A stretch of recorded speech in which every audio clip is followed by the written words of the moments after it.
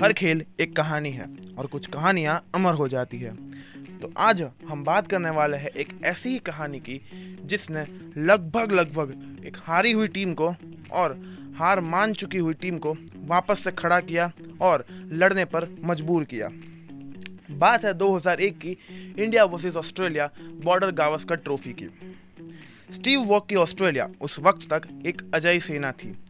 15 लगातार test matches जीत के जैसे उन्होंने पूरी दुनिया में अपना अश्वमेघ यज्ञ चला रखा हो।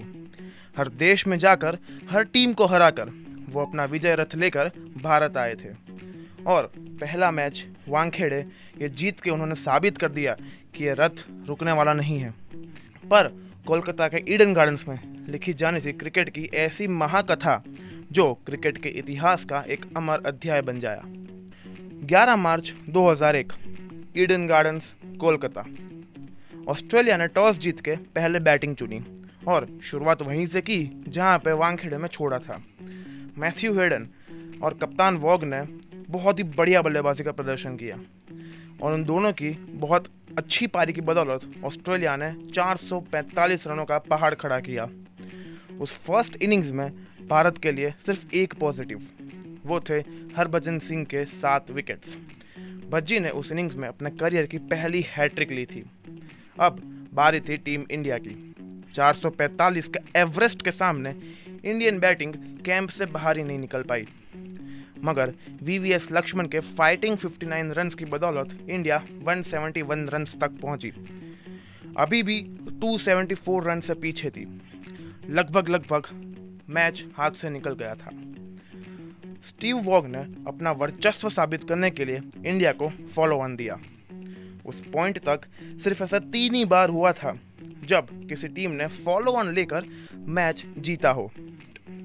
ऑस्ट्रेलिया और पूरी दुनिया को यही लग रहा था कि भारत ये मैच एक इनिंग्स से हारेगा। सिचुएशन ऐसी थी, ऑस्ट्रेलियन कोच ने उस दिन मैच शुरू होने से पहले ही सेलिब्रेशन के लिए शैंपेन मंगवा के रखी थी, मगर किसे पता था भाई कि उस दिन इतिहास बदलने वाला है। इंडिया की सेकंड इनिंग्स की शुरुआत हुई। इंडिया को एक और अच्छी स्टार्ट तो मिली, but they lost their first wicket with just 52 runs on the board. VVS को अपने पहले इनिंग्स के शानदार परफॉर्मेंस की बदौलत सेकंड इनिंग्स में नंबर 3 पे उतारा गया। उन्होंने शिव सुंदर दास के साथ मिलकर इनिंग्स को संभाला और 97 रन्स तक एक अच्छी पार्टनरशिप बनाई। फिर 97 पे शिव सुंदर दास और 115 पे सचिन तेंदुलकर भी आउट हुए। ऑस्ट्रेलियन अटैक अपनी पीक पे था, कंटिन्यूअस स्लैजिंग, अग्रेसिव बॉलिंग, और तब क्रीज पर आए the captain, the prince of Kolkata, Sourav Ganguly. Ganguly ने इनिंग्स को संभाला मगर अपनी 50 से बस 2 रन्स चूक गए। अब फिर से India was on the verge of collapse, but तब क्रीज पे आते हैं the wall of India, Rahul Dravid. Dravid और वीवीएस ने पहले ऑस्ट्रेलियन अटैक को न्यूट्रलाइज किया और देन बारी थी कैपिटलाइज करने की। उस दिन ना मैग्रा का पेस, ना गिलेस्पी का बाउंस और ना ही वॉन का स्पिन, कुछ भी ऑस्ट्रेलिया के काम नहीं आया। द्रविड़ का क्लासिकल टेक्स्टबुक स्टाइल डिफेंस और वीवीएस के आई प्लीजिंग शॉट्स, द्रविड़ की कामनेस और वीवीएस की अग्रेशन, दोनों ने मिलकर इंडिया को 600 रन तक पहुंचा दिया। उस दिन वीवीएस लक्ष्मण ने खेली अपने करियर की सबसे आइकॉनिक पारी 281 रन्स और द्रविड़ ने 180 की शानदार पारी खेली। दोनों ने मिलकर इंडियन हिस्ट्री की 5th विकेट के लिए सबसे लंबी पार्टनरशिप ऑफ 376 रन्स तक बना दी थी।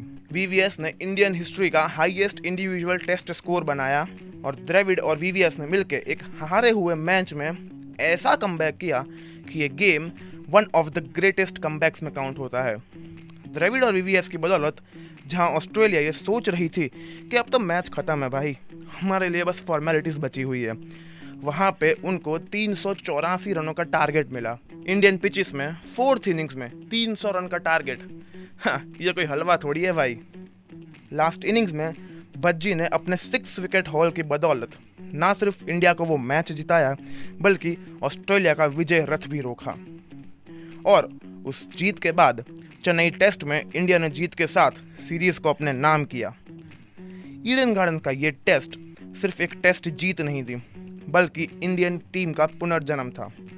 भारत के क्रिकेट के लिए, भारत के जुनून के लिए। जहां स्टीव वॉ की सेना अपने अश्वमेध के घोड़े पर सवार होकर इंडिया आई थी, वो घोड़ा कोलकाता की मिट्टी पे थम गया। और उस दिन वीवीएस के 281, द्रविड़ की 180 और भज्जी के 13 विकेट्स ने दिखाया कि चाहे एवरेस्ट जितना भी बड़ा पहाड़ क्यों ना हो, अगर हौसला और हिम्मत हो तो उसे पार किया जा सकता है।